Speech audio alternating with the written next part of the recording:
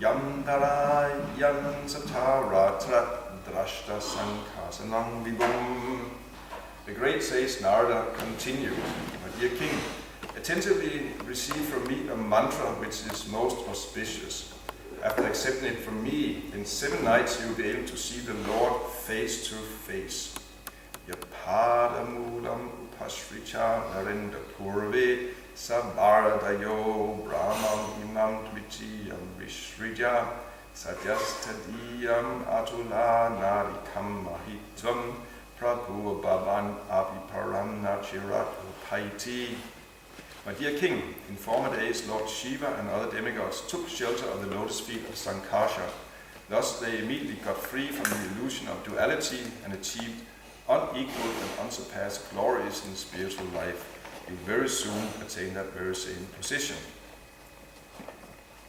Thus in the Bhagavatam, the purport of the 6th canto, 15th chapter of the Srimad Bhagavatam entitled "The Saints Narada and Angira Instruct Chitraketu." Den laver bare en ulytter. Chapter 16, King Chitraketu meets the Supreme Lord.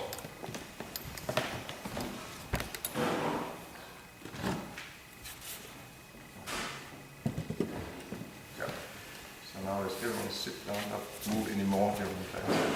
It's actually, a little distracting. Everyone is busy moving forward. Should I not do that?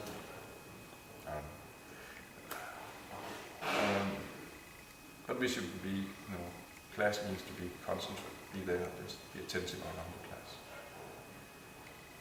So, here is a chapter summary of chapter 16, which was King Chitraketu meets the Supreme Lord.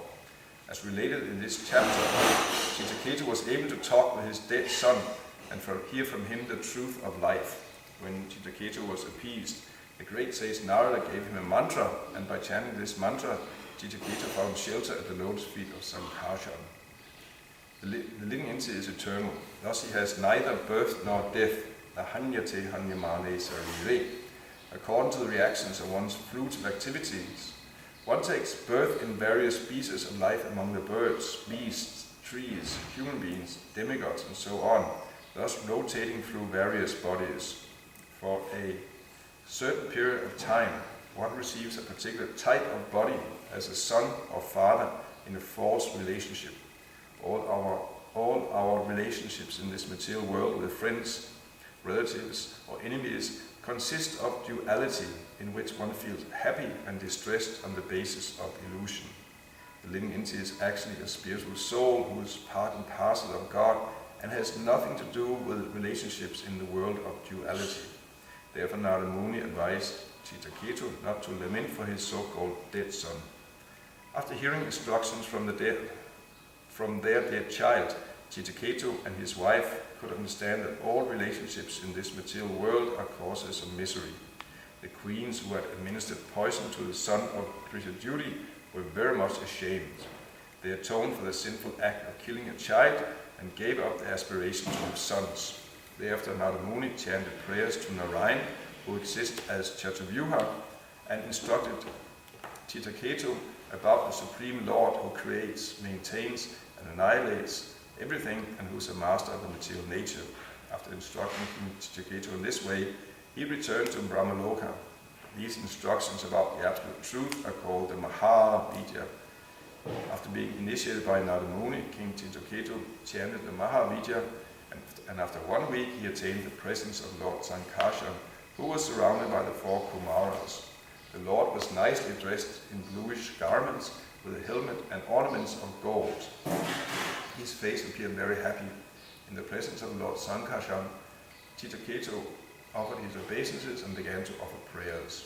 In his prayers, Chitraketu said that millions of universes rest in the paws of Sankarsha, who is limitless, having no beginning and end. The Lord is well known to the devotees for his eternity.